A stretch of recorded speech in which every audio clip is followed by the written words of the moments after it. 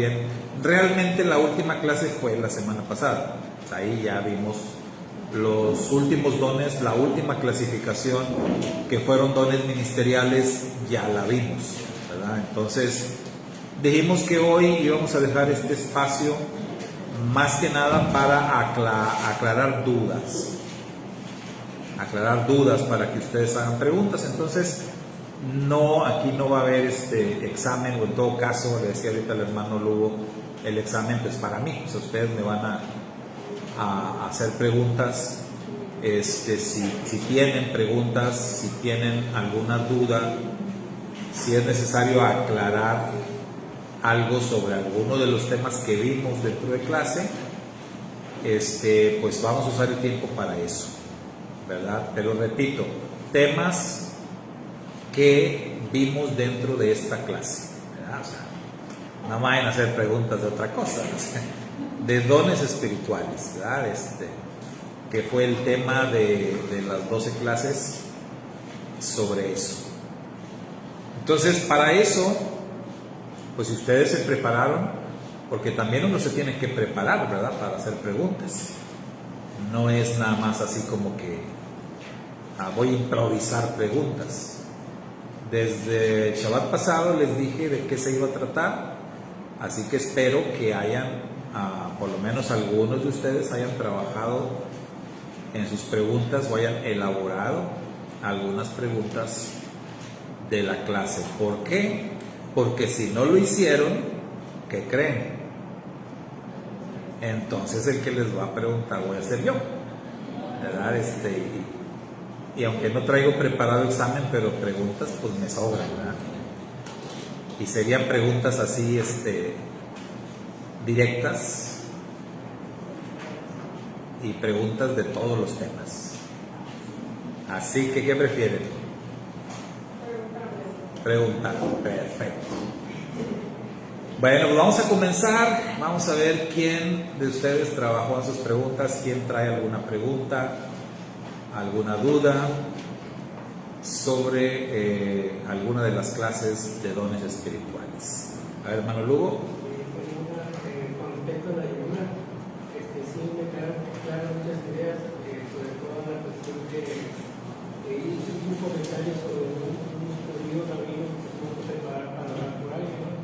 Entonces no sé si podría extenderse más en ese tema y a lo mejor llenarlo con otro lugar. No tengo una encima específica, pero sí tengo así como que los chicos, por ejemplo, yo quiero preparar para algo que tengo que dejar de comer, nomás todo. O sea, ¿cuál sería prácticamente lo que tengo que hacer al prepararme físicamente el poder prepararme para poder llegar a ese estado espiritual para poder recibir la ayuda? Muy bien. Hay una comparación, ¿no? Sí. Después, aparte de la oración y el curso. O sea, por ejemplo, yo puedo seguir viendo las narcoseries para llenarme el espíritu, pues, haciendo dieta. Esa es una cosa que me gustaría si se puede extender más. Sí. Y miren, acá justamente esta semana veía, y no porque le ponga yo en el buscador, ¿verdad?, estos temas, sino que a veces ahí simplemente estás viendo, ¿cómo le llaman? Cortos, ¿no? Videos cortos, ya sea en Facebook, y salen de pronto estos temas. Me salió el testimonio de un ex satánico que pues lo empecé a ver. Está un poquito larguito el video, la verdad no lo terminé de ver porque luego sí como que eso me da cosa. Sí, o sea, ya me ha pasado, luego no puedo dormir, luego ahí estoy con esas luchas pero lo poquito que vi que estaba diciendo este cuate me llamó mucho la atención y viene ahorita perfecto a lo que pregunta nuestro hermano Lugo, porque él estaba ahí diciendo que en su etapa él como satánico practicaban mucho el ayuno, bastante practicaban el ayuno ellos, lo practican. Entonces él decía, ¿saben ustedes cuál fue el ayuno digamos, más chico, ¿no?, que yo hice en mi etapa como satánico, y creo que dijo que había sido como 3 meses. Como 3 meses. Entonces, es impresionante. Y él mismo decía, o sea, imagínate 3 meses haciendo ayuno. Pero eso, porque allá, dice, es una exigencia. No es opcional, dice acá, porque ahora él es cristiano. Y entonces él decía, acá en el cristianismo se maneja mucho el ayuno como algo opcional, como una herramienta opcional y no como una obligación. En el satanismo, dice, es una obligación, porque si tú realmente quieres tener éxito en las tareas que te encomiendan, el ayuno es esencial, decía. Tremendo. ¿Por qué? Bueno, nosotros vemos quizás los casos más fuertes que tenemos ahí en las escrituras. Uno es Moisés y el otro Yeshua mismo, con 40 días de ayuno total. Y que lo que vemos nosotros es ese ayuno de Moisés previo ¿a qué? A la entrega de la Torah. El ayuno de Yeshua previo al inicio de su ministerio. O sea, una preparación para una tarea importante. ¿Qué es lo que sucede o qué es lo que ocurre? Bueno, nosotros tenemos dos lados o dos caras, ¿no?, de la moneda, que es la carne y el espíritu. Y el Rav Shaul habla de estos dos temas. El Rav Shaul dice que la carne es débil y el espíritu está presto, dice. Está presto, está listo. El Rav Shaul nos habla también de que hay una confrontación directa entre la carne y el espíritu. Entonces, ¿por qué el ayuno se convierte en una herramienta importante? Si ustedes se han dado cuenta, y bueno, hace rato lo dijo el hermano Carlos, hace ratito me decía, hermano, pero eso de poner examen después de comer, no, porque exactamente, o sea, pierdes la claridad, ¿no?, de pensamiento. Entonces, si ustedes se han dado cuenta, por las mañanas, cuando uno se levanta, cuando despiertas así, en ayunitas, tu mente está nítida, o sea, está con ganas. O sea, ese es el mejor momento para estudiar, repasar lo que quieras hacer, que algo se te quede ahí en la cabeza. Ese es el mejor momento del día, tempranito. Por eso también dice la escritura, Yeshua se levantaba para orar cuando todavía era oscuro, ¿no? Y ese como que era el momento clave. Entonces, en ese sentido, el ayuno pues te ayuda a eso. Espiritualmente, si tú practicas el ayuno, vaya, quizás nosotros nunca hemos ido más allá del ayuno de Kippur, pero los que han practicado ayunos más largos dan testimonio que después, vaya, de un día completo, el segundo día quizás, pero dicen al tercer día ya no sientes hambre. O sea, ya, absolutamente. Como que después de un tercer día ya da lo mismo los días que quieras durar. Y a mí una vez me decía un doctor, un amigo, porque muchas personas también dicen, no, pero eso ya es atentar contra la salud, y que esto y que el otro. Un médico amigo y cristiano también decía, no, hombre, no pasa nada, no pasa absolutamente nada. O sea, el cuerpo es muy sabio, y si tú has estado bien alimentado, ¿verdad?, por años, el que tengas varios días de ayuno, porque el tema fue si era posible lo de un ayuno así 30, 40 días.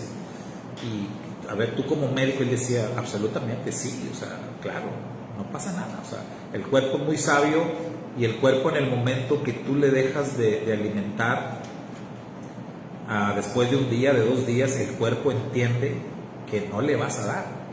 Entonces el cuerpo empieza a usar las reservas que tiene y no va a pasar nada. Él va a estar usando las reservas que hay, que son reservas de años, y él va a aguantar, ¿verdad?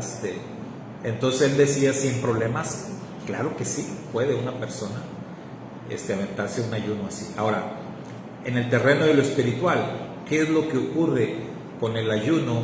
Literalmente debilitas la carne. Literalmente debilitas la carne, y entonces el espíritu cobra fuerza. Cobra fuerza. ¿Cómo vemos eso en el caso de Moisés? Acuérdense que Moisés, cuando descendió de la montaña, se acuerdan que su rostro resplandecía.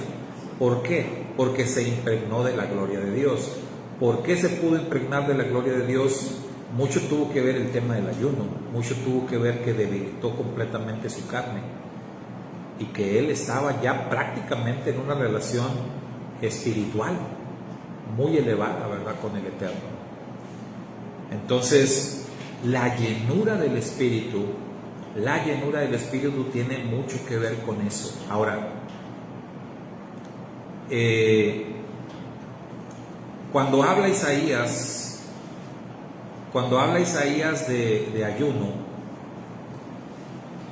lo hace en una forma también figurada. O sea, el ayuno no tiene que enfocarse solamente en alimento físico. Nosotros sabemos que cuando hablamos de la carne y el espíritu, estamos hablando de pecado. A la carne le decimos pecado. Entonces, no nada más el tema del alimento, porque el alimento pues no es como que estás pecando porque comes, pero sí estamos hablando de dejar de alimentar la carne, pues es decir, dejar de alimentar el pecado, la inclinación al mal. Entonces, en ese ayuno, ¿qué tienes que incluir? No es solamente el alimento, sino, por ejemplo, voy a hacer un ayuno de un mes sin televisión, por decir, un mes. Eso está bueno, ¿no? Un mes sin televisión, o un mes sin redes sociales. Entonces no vamos a decir celular se ha vuelto imprescindible para muchas cosas, porque lo usamos mucho para cuestiones del trabajo, pero, o sea, cosas, entretenimiento, pues, ¿no? A ver, un mes de ayuno de redes sociales, cero redes. Si voy a usar el celular, lo voy a usar para cuestiones del espíritu. Si voy a ver la Biblia en el celular, si voy a escuchar palabra, si voy a un mensaje que tenga que ver con cosas del espíritu, pero todo ya tenemos el discernimiento para saber lo que es carne y lo que es espíritu. ¿Cómo una persona puede ser llena del espíritu con una fuerza que quizás nunca has experimentado? Pues la vía es el ayuno, pero el ayuno así, en todos los sentidos, ¿no? O sea, más que nada, ¿qué va a ser más importante?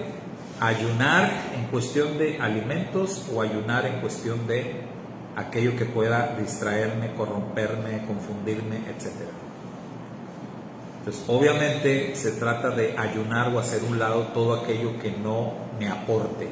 El Rab Shaul lo dice de esta manera. El Rab Shaul dice: todo lo honesto, todo lo puro, todo lo de buen nombre, o sea, toda cosa buena, en eso concéntrate, en eso piensa, en eso ocúpate. Obviamente entendemos la antítesis, de todo lo que sea contrario a eso, apártalo, deséchalo, ¿sí? Haz un ayuno de todas esas cosas y vas a ver cómo te va a ir, porque el contexto en donde él habla de eso también es el mismo contexto de ser llenos del Espíritu. Cuando él habla de no os embriaguéis con vino, antes más bien sed llenos del Espíritu.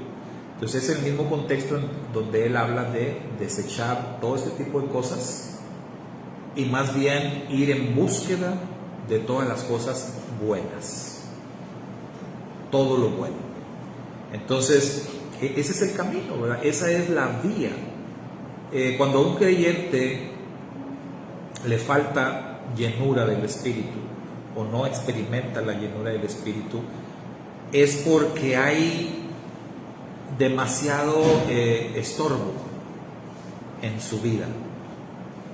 Pues hay demasiadas cosas que no permiten al Espíritu acomodarse. Es como llegar a un lugar que esté lleno de gente, llegar a un lugar en donde ya no hay lugar, ya no hay sillas. Tú te quieres sentar, ¿verdad? Pero está todo lleno.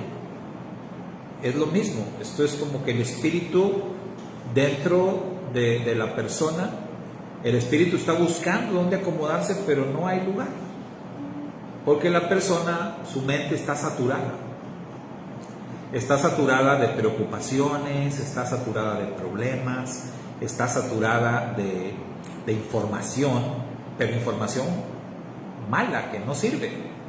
Está saturado de series, de programas, de televisión, está saturado de chismes, de que si la vecina, que si aquel, que si... Está bien saturado de muchas cosas, y entonces el Espíritu no haya dónde, cómo puedo operar ahí, cómo puedo trabajar ahí.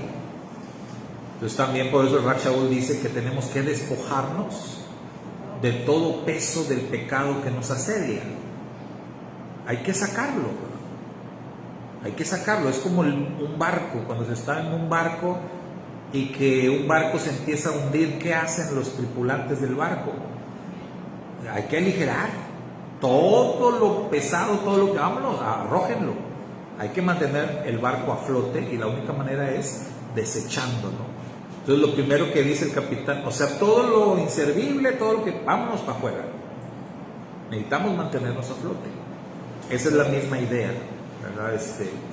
Si queremos ser llenos del Espíritu, necesitamos despojarnos de las cosas que nos están haciendo peso. El pecado es algo que pesa mucho, ¿sí? Entonces a veces no estamos pecando directamente, pero sí estamos dejando que la influencia de este mundo nos distraiga, nos llene, haga un contrapeso en nuestra vida, lo que decíamos hace rato.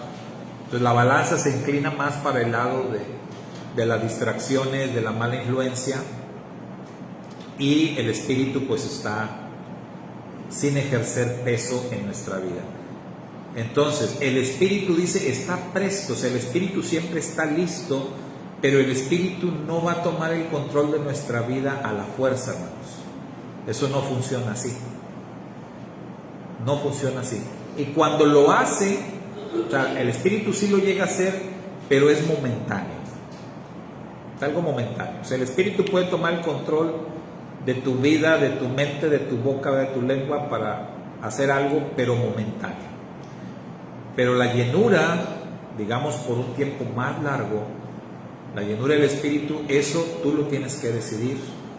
Tú tienes que abrir esa puerta, tú tienes que abrirle espacio al Espíritu, permitir que el Espíritu te llene. Es una persona llena del Espíritu, por supuesto que va a poder hacer maravillas, muchas cosas. Pero el camino, la preparación es esa. Es eso, no hay otro camino más efectivo que despojarnos de todo lo malo. Eso es. Entonces el ejemplo que yo les compartía de aquel rabino era en un caso de salud, ¿sí? Un caso de salud, un caso en donde le piden orar por una persona desahuciada, y que obviamente el rabino sabe que lo que ellos esperan pues es la sanidad. ¿Qué hace el rabino? Pues practica un ayuno, ¿verdad?, de 40 días. ¿Qué hace el Espíritu del Eterno? Ve obviamente el esfuerzo, ve el sacrificio, ve el compromiso, ve el interés, ve la compasión del rabino por aquel enfermo, y viene la respuesta del Eterno y sana a la persona. Sí, la sana. Entonces, decíamos, ese mismo rabino, pasan muchos años, él dice, sabes que ya no puedo hacer eso, ¿no? Ya no tengo edad, ya, porque pues efectivamente llega un momento que ya no eres el mismo. Entonces, respecto a eso, el camino, la vía es: despójate de todo lo malo. Si quieres experimentar llenura del Espíritu, ese es el camino. Ahora, hay que también decirlo, ¿verdad? En la medida que cualquier creyente se meta fuerte a la llenura del Espíritu, va a experimentar también otras cosas no tan agradables. Eso también es una realidad, porque esto es como una regla, ¿verdad? Hay muchas cosas que ocurren en nuestro alrededor, en el mundo espiritual, y que nosotros ni siquiera nos damos cuenta, ¿no? Ni por enterado nos damos. ¿Por qué? Porque estamos en este plano, porque estamos en el mundo físico, y en el mundo físico pues no ves las cosas que ocurren en el mundo espiritual. Pero si tú te involucras, si tú te metes de lleno al mundo espiritual, obviamente desde el lado correcto, porque también puedes entrar por la otra vía. También hay el otro camino, el del satanismo, el de las cosas estas espiritualistas, que no es lo mismo ser espiritual que ser espiritualista. Entonces hay otra vía también, pero hablo de meterte de lleno en el mundo espiritual. También te vas a topar con otras situaciones quizás no tan agradables. ¿Por qué? Si ustedes se dan cuenta, en los días de los profetas, todo ese tiempo, toda esa etapa del Antiguo Testamento, se dan ustedes cuenta que se habla muy poco de demonios, muy poco, o sea, casi nada. Pero cuando llegamos al Nuevo Testamento, hay demonios por todos lados. ¿Por qué? ¿Por qué creen? Por la presencia de Yeshua. O sea, suena algo loco, ¿no? Pero eso es, la presencia de Yeshua atrae a los demonios. Porque es el enemigo, o sea, Yeshua los atrae, o sea, quieren destruirlo, andan nada más ahí alrededor, bien cercanos a él. Yo, a modo de broma, lo he dicho, ¿no? Los más fieles seguidores de Yeshua eran los demonios. Más que los discípulos, los demonios no lo dejaban, ahí andaban todo el tiempo. El Satán mismo en persona, ahí andaba. Mucha gente, no, que el diablo, ni te creas tan importante para que el diablo te venga a molestar. Pero a Yeshua sí.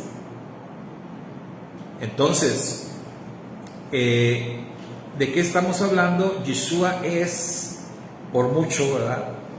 El hombre, vamos a hablar de Yeshua hombre. Yeshua es por mucho el hombre más espiritual que ha pisado esta tierra. Entonces, eso atrae la actividad demoníaca. Y después de que Yeshua se fue, igual ya no hubo tanto movimiento con los demonios, se aplacaron otra vez, se dispersaron, volvieron a sus tareas, ¿no? En el mundo y eso. Si ustedes se fijan, en estos tiempos, en estos días, hay una actividad demoníaca otra vez muy fuerte. ¿Por qué? Porque ya viene Yeshua, ¿verdad? Ya viene Yeshua, y porque está viendo, también se está moviendo un avivamiento en el mundo. Entonces, los avivamientos espirituales se mueven y a la misma par se mueve también la contraparte, o sea, el mundo espiritual pero oscuro. Entonces es importante señalar y decir, del momento que tú te metas, que tú te involucres bien en serio, vamos a decir, ayunas, redoblas tu tiempo de oración, de estudio de la palabra, tu obediencia a los mandamientos, o sea, te metes más en serio, no te asustes y no te sorprendas de que también va a venir la actividad demoníaca a tu alrededor. O sea, vas a tener varios demonios que te van a andar ahí molestando, estorbando, atacando incluso. Antes no te hacían caso porque pues no hacías nada, pero ahora que estás activo, pues claro que te van a voltear a ver y van a tratar de frenarte, ¿sí? Y ahí es donde entra, por supuesto, la escritura, ¿verdad? Si Dios con nosotros, ¿quién contra nosotros? Y es más poderoso el que vive en mí, etcétera, etcétera. Entonces por eso no hay que tener miedo. Pero el camino, la vía es esa. No hay otra. No hay otra. Queremos llenura, queremos que ocurran grandes cosas, hablando en terreno espiritual en nuestras vidas, necesitamos comprometernos más, o sea, dedicar más tiempo a las cosas espirituales, ir desechando las cosas de la carne. En la medida que inclinemos esa balanza, hermanos, nos va a ir mucho mejor. ¿Sí? No sé si... Bueno, ¿otra pregunta? ¿O con esa ya es suficiente? Sí. Una de la clase 3, que fue casi una de las conclusiones de que nos advertía de probar los espíritus. Entonces, puse la pregunta: ¿cómo podemos probar los espíritus para ver si son de Dios? Y si cualquiera lo puede hacer. Bueno, el probar los espíritus que hablábamos, que tiene que ver con el discernimiento. Entonces, digamos que la persona que tiene el don del discernimiento, pues obviamente es la calificada, ¿verdad? Es la persona calificada, es como el especialista que nos puede ayudar en eso. Sin embargo, pasa como con el mundo de la medicina. Digamos que hablábamos también de eso en el liderazgo, cuando decimos un líder que no nace con ciertas cualidades, ¿las puede adquirir? Y la respuesta es sí, sí las puede adquirir, ¿verdad? Mediante su propia experiencia. Aquí pasa lo mismo. Quizás como creyente, tengamos un creyente que no tiene el don del discernimiento de espíritus, pero ha tenido experiencias, o tiene una experiencia en esto del mundo espiritual. Algunos de nosotros tuvimos experiencias en el pasado, o sea, me incluyo, ¿verdad? Tuvimos experiencias en el pasado, esto es, antes de comprometernos con el Eterno, antes de entrar en pacto con el Eterno, tuvimos experiencias de carácter espiritual, pero del otro lado. Entonces, pues como quiera cuenta como experiencia, porque, digamos, conociste una faceta de cómo trabaja el enemigo, de cómo funcionan algunas cosas del lado oscuro.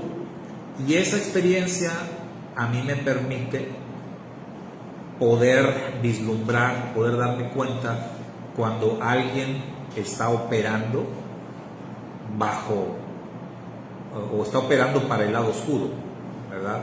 O sea, me permite darme cuenta aunque yo no tenga el discernimiento. Esto es como en el mundo de la medicina. O sea, yo no soy médico,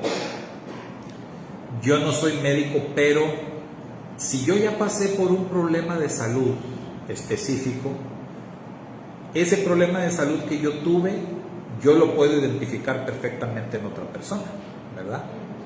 Inmediatamente. Entonces, a mí me pasó varias veces con varias personas con problemas de vesícula. O sea, el más impactante fue una vez aquí afuera llegó llegaron unos hermanos que venían aquí y pasaron rapidito. Ay, hermano, que mire que este muchacho lo traigo bien malo, por favor, que ore por él porque anda bien malito, ¿qué le pasa? Y ya me empiezan a decir sus síntomas, y lo veía yo, venía, hombre, pero en un grito, y ya me dicen sus síntomas y le digo, sí, ¿sabe qué? Sí, vamos a orar, pero ahorita que terminemos de orar, le digo, llévenlo inmediatamente a hacer un ultrasonido, díganle que le hagan un ultrasonido de abdomen superior, especialmente que le chequen la vesícula, la preferencia ahí, porque a mí se me hace que trae problemas. Bueno, así pasó. Eso fue como, no sé, 4 de la tarde, 5. Como para las 7 de la noche me habla la hermana, dice, hermano, muchas gracias a Dios, gracias a usted, dice, este muchacho ya está en reposo, ya lo operaron. ¡Wow! ¡Qué rápido!, ¿no?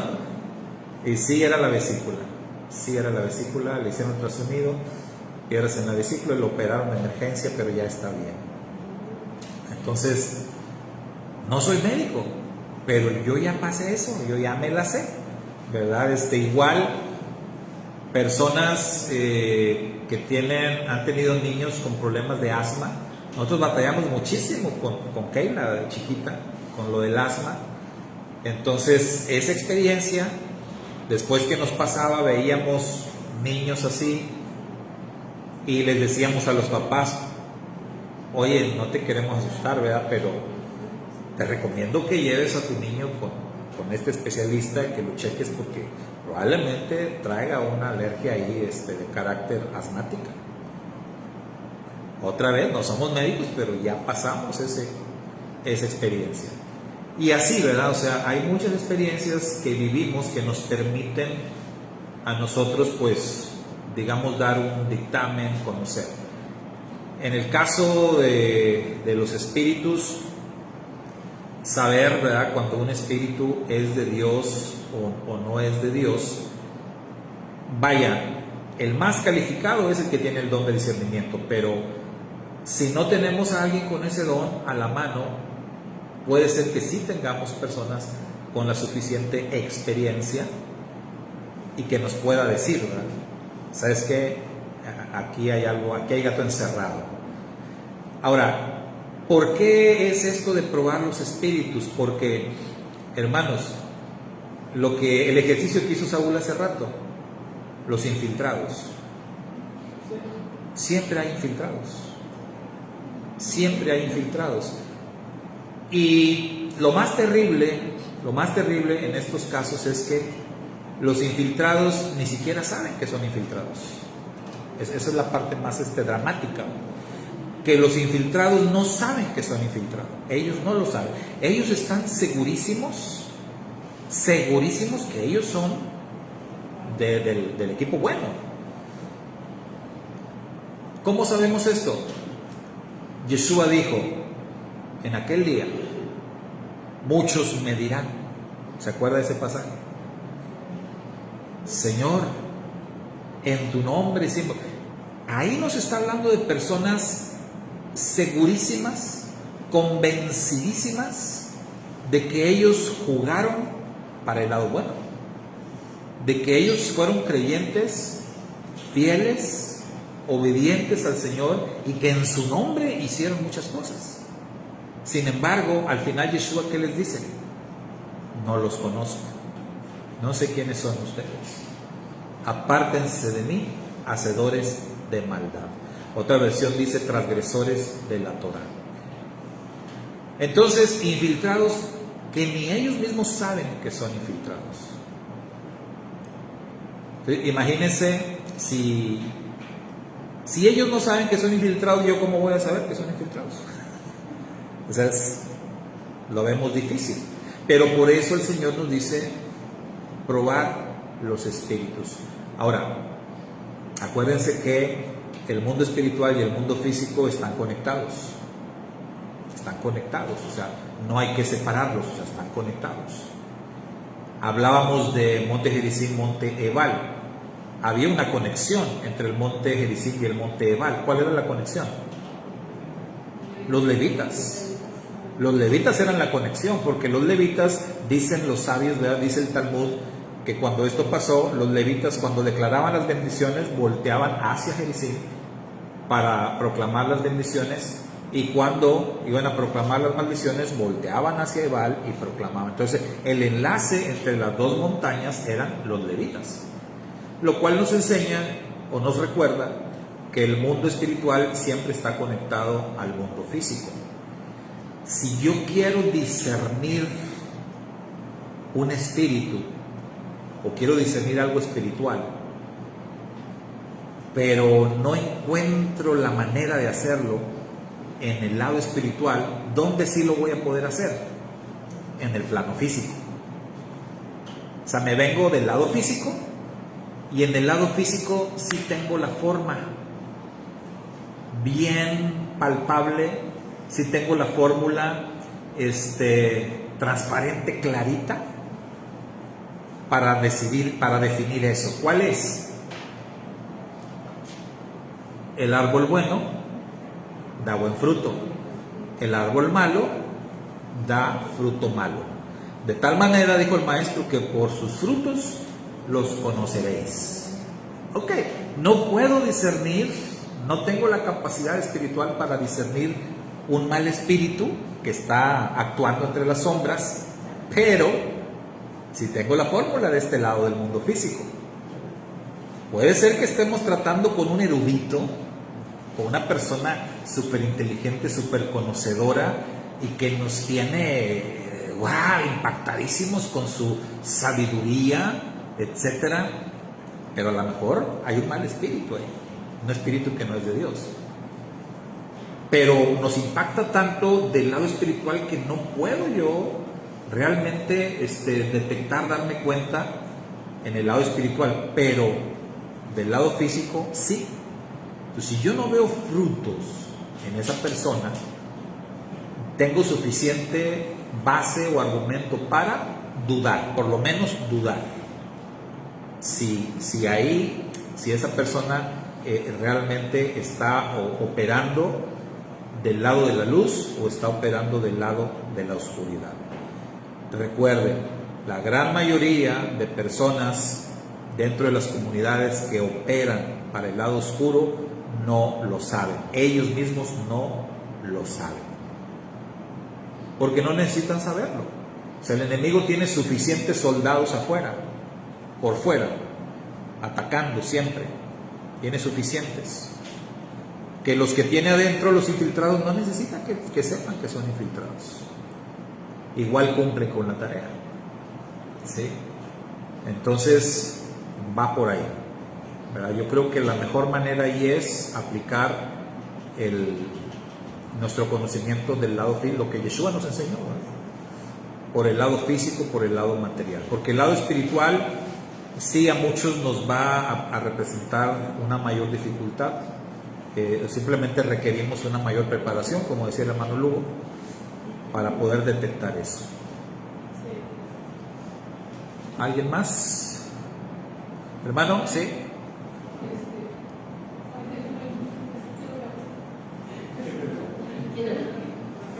Tumbe el muro. Me pasó algo extraño. Hace unos días atrás, tuve la visita de una familia. Era una niña como de 8 años. Entonces, pues ya llegaron de la trabajo de la escuela. No tuve tiempo yo de saludar a una de ellas cercanamente. Entonces, ya cuando yo llego a saludarla cercanamente,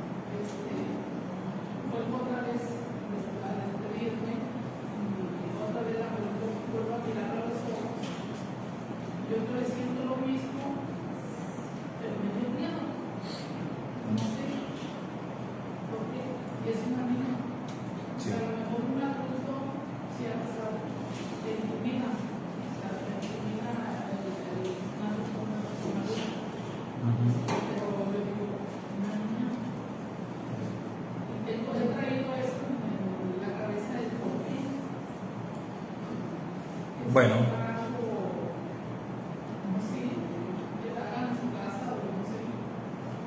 Bueno, lo que pasa es que, como ahorita que veíamos acá lo de la pregunta de la hermana Ale, algo que también se me pasaba es el texto que dice: el Espíritu da testimonio al Espíritu de que somos hijos de Dios.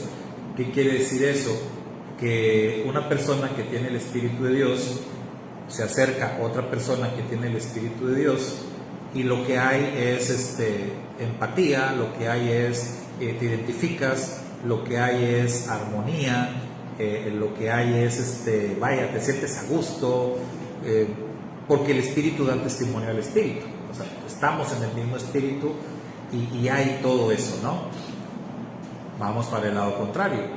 Entonces, si tú te acercas o se acerca a ti una persona que no tiene el Espíritu de Dios, no necesariamente va a haber un rechazo, porque digamos, bueno, no tiene el Espíritu de Dios, pero pues digamos tampoco es como que una persona que esté metida en cosas oscuras o no es un asesino.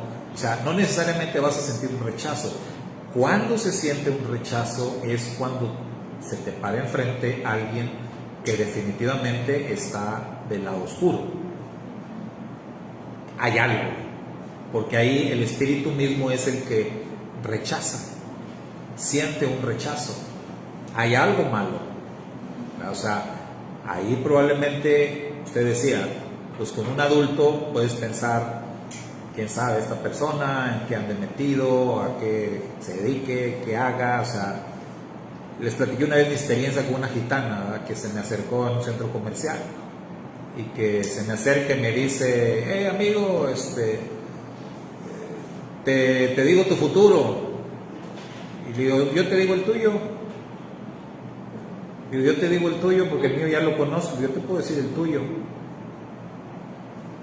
Y desde ahí, o sea, ella luego me miró ya feo, ¿verdad?, como con rechazo. Yo no la rechacé, ya sé quién es, ya sé qué hacen y todo. Yo no necesitaba que el Espíritu me dijera, me explico, o sea, físicamente ya sé quién es. Pero yo simplemente quise pues darle testimonio. Yo te digo el tuyo. Dice: ya se hizo ella de un pasito para atrás. Yo: ¿cómo? Dije: no, sí, es que yo sé mi futuro, pero yo te puedo decir el tuyo. Si tú sigues por el camino que vas, te puedo decir el tuyo. Entonces ya ella nada más me dijo: Jesucristo, y se fue. Digo: espérate, hombre. Entonces hay un rechazo. A mí me había pasado, en mi casa, con una persona que iba a la misma joven, yo sentía rechazo, por la esposa del pastor, se hicieron los tratados, y hacía reuniones para que yo la tratara, y no podía yo tenerla ni cerca, porque sentía el rechazo. Al final de cuentas, cuando se le trataba, ella dio un testimonio, lo recomendaba y todo, y nada. Ajá. Eso era el rechazo. Lo que sentía. Lo que yo sentía, realmente yo digo. Le iba a decir sin testimonios, hermana, pero fue en la otra congregación. Sí. Ya, no fue aquí.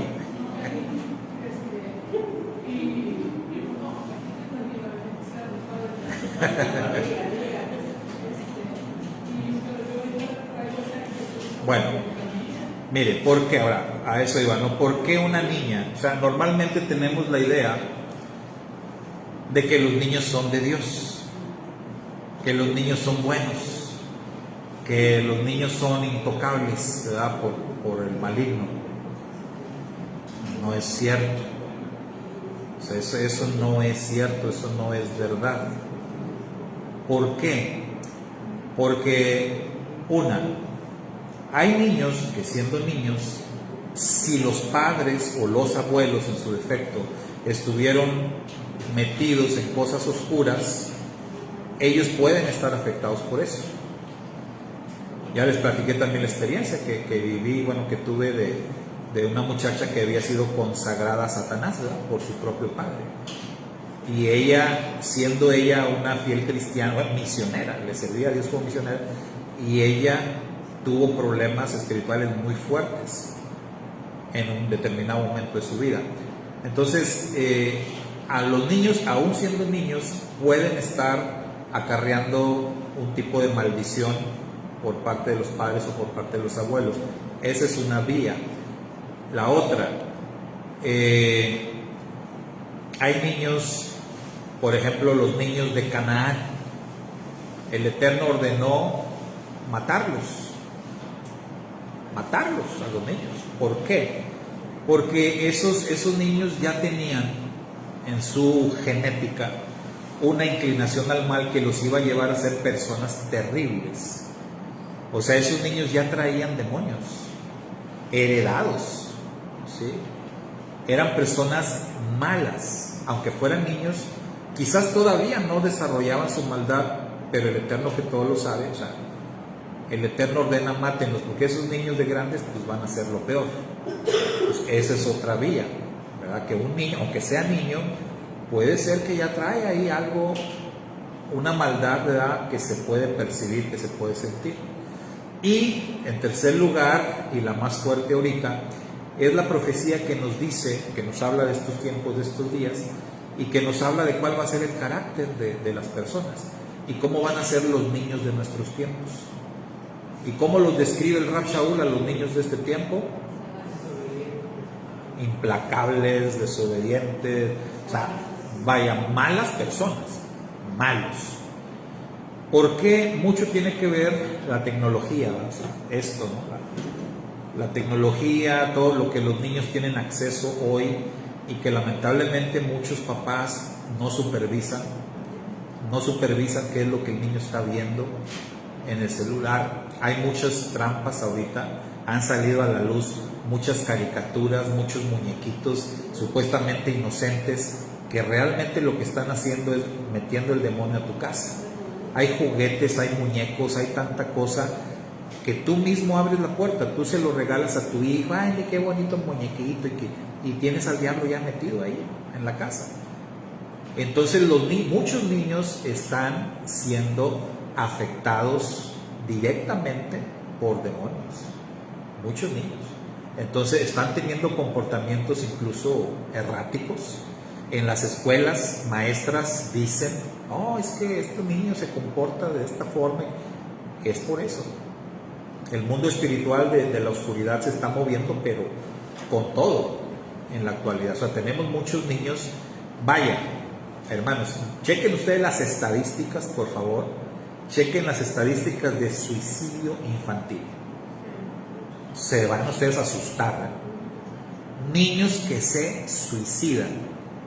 Y algunos niños que, por la gracia de Dios, los han salvado, o sea, los salvaron del suicidio. Y cuando les preguntan, ¿por qué, mijo? ¿Por qué hiciste eso? ¿Por qué trataste de matarte? ¿Qué creen que dicen? Sí, o sea, muchas veces, y esos pues también son demonios, ¿verdad? Pero muchos de ellos dicen las voces, las famosas voces. Es que las voces me dijeron, ¿cuáles voces? Entonces, ¿qué están viendo? ¿Qué están oyendo? ¿Con qué están jugando? ¿O a qué están jugando? Porque ahora juegan puros juegos peligrosísimos, ¿no? Esos de retos, que hace esto y que hace aquello. Pues todo eso es mundo espiritual oscuro moviéndose con una fuerza terrible. Entonces ahorita no hay que espantarse de que hay niños que puedan despertar ese rechazo, ese miedo o esa inquietud nada más con mirarlos a los ojos. ¿Por qué? Acuérdense, ¿por dónde entra el mal? Dice la Escritura, por los ojos, los deseos de los ojos. Dice Jimmy Staley, ¿verdad? Y tú miras a los ojos a un demonio, aguas, o sea, es peligroso, muy peligroso, ¿verdad? Entonces, si ustedes ven a los ojos a una persona que trae, pues que ya trae demonios o que ya trae cierta influencia, cierto problema, sí puedes sentirte como con miedo, o puedes sentir rechazo, o de plano te puedes hasta enfermar. De veras, te puedes hasta enfermar. Entonces, por eso también a veces pensamos que hay algunas personas que son ¿cuál es la palabra? Con paranoia, que son exageradas, pero pues no, o sea, simplemente se cuidan. Hay personas, hay creyentes que llegan, te saludan y no te ven a los ojos. Hola, ¿cómo estás? Y se agachan, ¿no?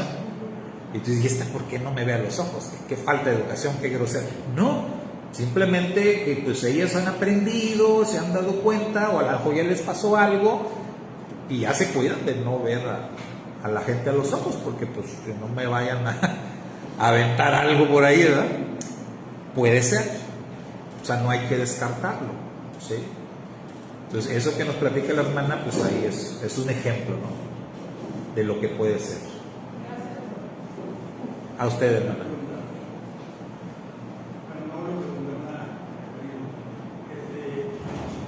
He visto en los lugares donde he estado yo regresado o extra, que a la mayor parte de los enfermos, si no es por anemia, si no es por deshidratación, a todos mantienen los que se llegaron no tienen, no se ahorran, no es difícil, generalmente es para afectar a cualquier enfermedad. Yo digo que decía hablar de momentos de cristianos y dice lo mismo, y esto puede ser parte de eso. Pero también el apóstol Pablo nos dice que es una manera sencilla. Y de 3 veces al Señor me quita la cara que tengo, y 3 veces no lo haga. Dice el Señor, cuando dice Pablo, que palabra basta tu gracia, porque mi poder se perfecciona en tu debilidad. Y dice Pablo, entonces, de buena gana me lo mi debilidad para que reconozcan el poder de ellos. Cuando nos damos cuenta del poder del Señor, entonces el Señor nos da dones para poder ayudar a la gente. Por eso a mí los dones, la jerarquía, no hay, es decir, ni uno mejor que otro, todos son para conmigo. Ese es mi punto de vista. Y para ello principal necesitamos, para la carne necesitamos ayuno en todos los aspectos. Pero para el espíritu necesitamos conocimiento, o sea, que es la palabra. Es lo que yo saco de resumir todo lo que he vivido en 40 o 30 años, siempre interesar esto, siempre importante. Porque tal vez no sé muy bien de la gente, sino ante el Señor cuando yo digo la verdad. Es como cuando la gente me dice, es que la dignidad no existe. He oído muchas partes, pero también escucho cualquiera que me enferme con el Espíritu Santo se ha castigado. Toda la fe con el Espíritu de Dios puede que se perdone, pero no se nos cura para la cosa del Padre, porque son 3 del mundo, entonces sí hay unidad. Entonces, yo no digo que la pura actividad existe en la fe, pero de que se la mantiene de una forma así. Yo me acuerdo cuando mi mamá me decía, es que no es que ella es de Dios, sino que se presenta en diferentes formas. Pero eso, para entender eso, necesitamos leer bastante la Biblia. La Biblia dice que si quiere uno llevar a su Espíritu Santo, debe menguar su carne y fortalecer su espíritu. Es un ejemplo. Sí, o sea, de hecho, ese es un tema que nadie puede asegurar, ¿verdad? Que nadie puede afirmar. La misma Biblia dice que ese es el gran misterio de Dios y que ese gran misterio se va a revelar hasta el final de los tiempos, hasta que el Apocalipsis dice, entonces el gran misterio de Dios será revelado, cuando aquel ángel que está envuelto en el arco del Eterno descienda, pone un pie en la tierra, otro en las aguas, levanta su mano y jura por el que vive por los siglos de los siglos. Hasta ese tiempo dice que el misterio de Dios será revelado, antes no. Entonces, meternos, por ejemplo, a tratar de entender ese concepto es navegar aguas muy profundas, ¿verdad? Y vaya, pues para qué discutir algo que ni siquiera sabemos y que nos va a ser revelado hasta el final. O sea, aquí lo que sí sabemos, y lo hablábamos en la clase de dones ministeriales, los fundamentos que dice, de los que habla el Rav Shaul, ¿verdad? O sea, que están en Efesios capítulo 1, capítulo 2, capítulo 3, y cuando él dice hay que mantener la unidad en qué cosas, y ahí menciona él los siete conceptos que unen nuestra fe, y en esos conceptos, ¿verdad?, que está una fe, un bautismo, y ahí menciona, ¿verdad?, al Mashiach, ahí menciona también a un espíritu, o sea, ahí menciona él, y el cómo interpretemos la palabra espíritu, cada quien, eso ya puede variar, ¿verdad? Puede variar en cada persona, puede variar incluso entre denominaciones, entre grupos, puede variar, ¿sí? Pero eso no nos debe de separar, porque ahí la exhortación más bien es a mantener la unidad, a mantenernos unidos, que quiere decir que tenemos que buscar las cosas que nos unen y no las cosas que nos separan.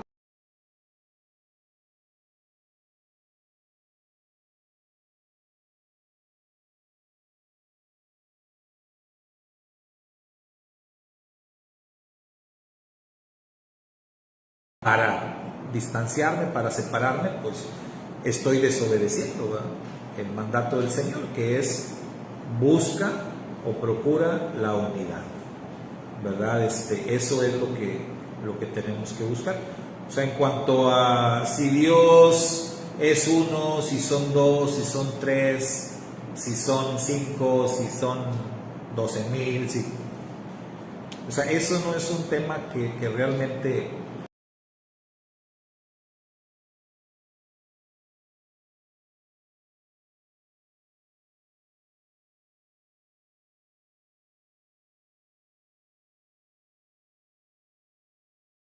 que es en todos, Él es el todo y es en todos y está sobre todo. O sea, eso es lo que tenemos que saber, entender y creer acerca de Dios.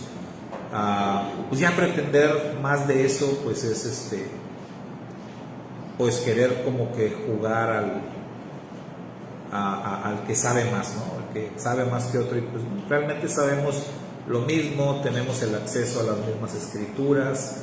Lo que sí es, otra vez, ¿verdad?, volviendo al tema, a la primera pregunta, lo que sí es un mayor entendimiento de las escrituras te lo va a dar el nivel espiritual que tenga la persona. Si alguien tiene dudas o quiere aclarar algunas cuestiones bíblicas, y lo quiere hacer por sí mismo sin andar preguntando, pues pregúntale al Eterno. Métete fuerte en ayuno y oración y vas a ver que rápido te contesta, ¿verdad?, y que rápido va a venir la claridad de pensamiento respecto a ese asunto. Los mismos judíos dicen que la erudición o el conocimiento de las escrituras, la revelación, viene sobre aquellos que se dedican, que se apegan prácticamente al 100% al estudio de la Torah.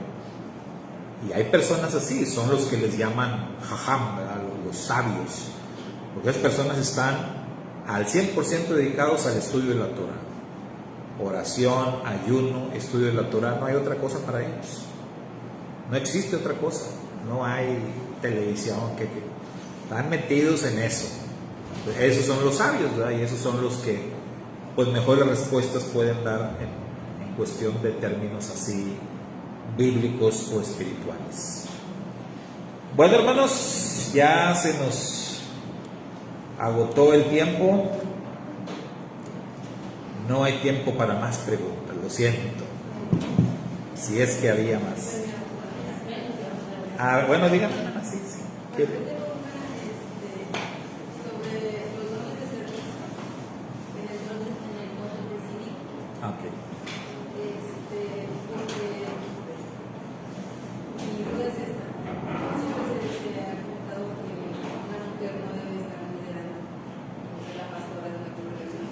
Pero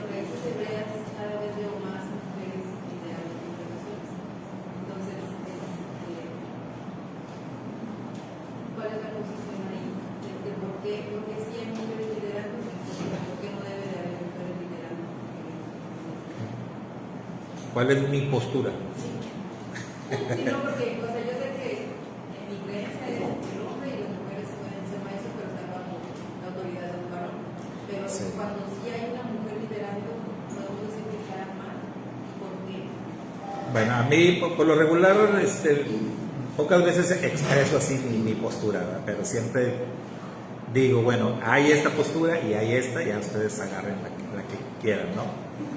Nosotros nacimos y crecimos en una denominación en donde, digamos, pues no se permitía a la mujer ser pastora. Incluso allí donde nosotros nacimos, conocimos la palabra, las mujeres no podían subir acá, o sea, la plataforma, ¿no? Porque es considerado pues el lugar más santo del templo, el altar. ¿Sí? Es como el Kadosh Kadoshim acá. Entonces, no, las mujeres no suben acá. Si por alguna razón me tocó ver que de repente pues alguna jovencita o algo subía por X y el pastor, mijita, ahí se bájese de ahí. Así como que, o sea, es algo gravísimo, ¿no? O sea, no te subas ahí. Las mujeres no podían subir. Si la mujer iba, sí podía dirigir un culto a una mujer, pero tenía que hacerlo de acá de abajo. O sea, nunca subir arriba. Aquí ya nos quitamos de situaciones y pues allá, pues, los músicos se suben, ¿verdad? Pero, o sea, ni yo me subo para allá. Entonces, no hay esa situación. Por supuesto, pues no podía una mujer ser pastora. De hecho, dicen en esta denominación, ese concepto no existe, ¿verdad?, en las escrituras. Y tienen sus bases, ¿verdad? O sea, dicen ellos, a ver, entre los 12, Yeshua escogió una mujer, no, ¿verdad? Entonces, no, la mujer no va a ser líder a ese nivel. Los requisitos para los obispos que menciona Pablo, uno de los requisitos es marido de una sola mujer. Ahí está, marido, hombre, varón, no dice mujer. Entonces no vemos mujeres nunca ahí liderando, pastoreando, o sea, tienen esos argumentos, ¿verdad? Ahora, los que sí tienen, o las denominaciones o grupos que sí tienen pastoras, ¿en qué se basan, verdad? ¿Cuál es su argumento? Obviamente, pues el clásico ejemplo de Débora, clásico ejemplo también, pues, de cualquier mujer que ejerce liderazgo en su familia. ¿Por qué? Porque hay muchas mujeres creyentes que sus maridos no toman el lugar que les corresponde, sea creyente el marido o no. Obviamente, si el marido no es creyente, pues ¿quién toma la batuta? Porque si nosotros vemos la cadena de mando, la cadena de mando es Dios, Padre, Yeshua, el Hijo de Dios, luego el varón, luego la mujer. Esa es la cadena de mando, bíblicamente hablando. Pero si el varón se sale de la ecuación, si el varón abandona su lugar o no lo quiere, lo rechaza, etc., el varón no ocupa ese lugar, ahora sí que ¿quién lo toma? Por ende, pues la mujer sube de puesto, ¿no? Entonces ella entra ahí y ella va a estar, o sea, entonces va a ser Dios, Yeshua, la mujer. Entonces hay muchos casos así, hablando de familias, donde la mujer es la que ejerce el liderazgo espiritual en su casa, no el varón, porque el varón no quiere. A veces hay también hogares de creyentes y el varón es creyente también y la mujer es creyente, pero el varón es creyente flojón, o sea, pues no, yo no quiero orar, yo no quiero. Tú ora, tú lee la Biblia, y todo le deja a la mujer. Luego, no, pues vámonos al Shabbat, y el varón no viene, no quiere venir, la mujer es la que siempre. Entonces la mujer toma ese lugar. ¿Qué es lo que pasó con Débora? ¿Se acuerdan? O sea, ¿por qué Débora tomó el lugar? O sea, no era que ella quería sobresalir, de hecho no. ella quería darle su lugar, pero aquel no lo quiso. Entonces alguien lo tiene que hacer y ella lo toma, pero ella lo toma en obediencia al Eterno. Así hay muchos casos de mujeres, ¿verdad?, que ejercen liderazgo espiritual desde sus hogares, desde sus familias. Entonces aquí la pregunta es, ¿qué es más importante? ¿Ejercer un liderazgo espiritual en una congregación o en tu familia? ¿Qué es más importante? ¿Qué nos dice la Biblia? Otra vez, ¿verdad?, la carta de Pablo a Timoteo. Quien no gobierna bien su casa, no puede gobernar la iglesia de Dios. Entonces, ¿qué nos está diciendo? ¿Qué es más importante? ¿El liderazgo en la familia o el liderazgo en una iglesia? El liderazgo en la familia. Entonces, ¿por qué la mujer sí puede ejercer liderazgo espiritual en su familia y por qué no podría ejercerlo en una congregación?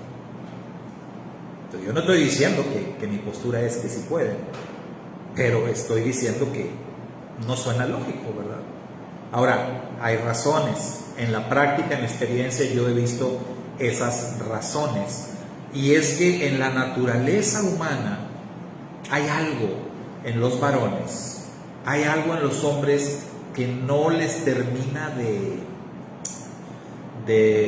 cuajar, ¿no? De entender o de aceptar que una mujer pueda estar por encima de ellos.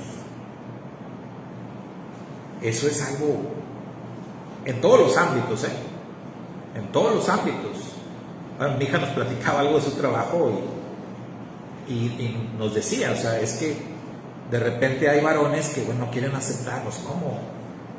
A veces la edad, o sea, hombre, esta niña, pues, si yo tengo 50 años, ¿y cómo me van a decir que una niña de 25 o 30 me va a ejercer liderazgo sobre mí? O sea, no, yo porque soy más viejo y porque soy hombre, o sea, yo empiezo a argumentar.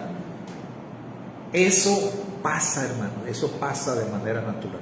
Yo he tenido amigas, ¿verdad?, misioneras que ejercen un liderazgo espiritual, pero que simplemente los hombres no les hacían caso. No les hacen caso y no le dan su lugar. Si es un hombre el que les habla y les dice las cosas, bienvenido, lo aceptan y lo hacen. Pero si es una mujer, te hacen como que no. Entonces, eso sí representa un problema en la práctica. Bíblicamente hablando, yo creo que hay argumentos de los dos lados, pero el argumento de más peso es aquel que dice que en Yeshua ya no hay eso, o sea, ya no hay diferencias. Lo primero que dice, ¿se acuerdan? No hay varón ni mujer. Eso es lo primero. O sea, lo primero que tienes que echar abajo es esa diferencia entre varones y mujeres. Ya no hay eso. Pero pues, convence a los varones, ese es el gran problema. Convéncelos. Sí. Entonces, definitivamente. Y es una cultura universal. Digamos que la cultura occidental se ha abierto mucho, pero de Medio Oriente para allá es otra historia. Una historia bien diferente, o sea, bien distinta.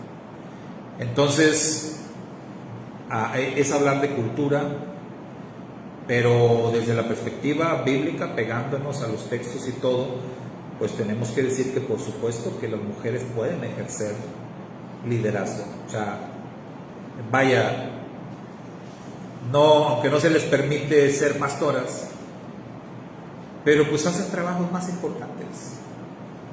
¿Quiénes se encargan de enseñar a los niños en la mayoría de las iglesias de todo el mundo? Mujeres. ¿Cuándo han visto un varón enseñando a niños? Es raro, o sea, yo no digo que no haya, pero es raro. Siempre son mujeres las que enseñan a los niños. Entonces, vuelvo a lo mismo, ¿verdad? ¿Qué es más importante? ¿Enseñar niños o enseñar adultos? Es los niños, es lo más valioso que tenemos, es lo más importante. Siempre decimos es el futuro. La Biblia dice estas son las flechas que estamos lanzando para la próxima generación y se las estamos confiando a las hermanas. Entonces, ¿cuál es la diferencia? ¿Por qué no habríamos de permitir que una mujer enseñe a los adultos o que enseñe hombres? ¿Me explico? O sea, hay muy poca congruencia en eso. ¿Sí? Yo de mi parte no tengo esos, digamos, esos pensamientos, ¿no? Pero de manera general, pues sí hay un rechazo. Sigue habiendo un rechazo. Ni hablar. Bueno, vámonos. Quién sabe qué tanto dice Iván. Acá está comentando. Ya nos vamos, Iván. Hubieras estado aquí. Bendiciones. Shabbat Shalom.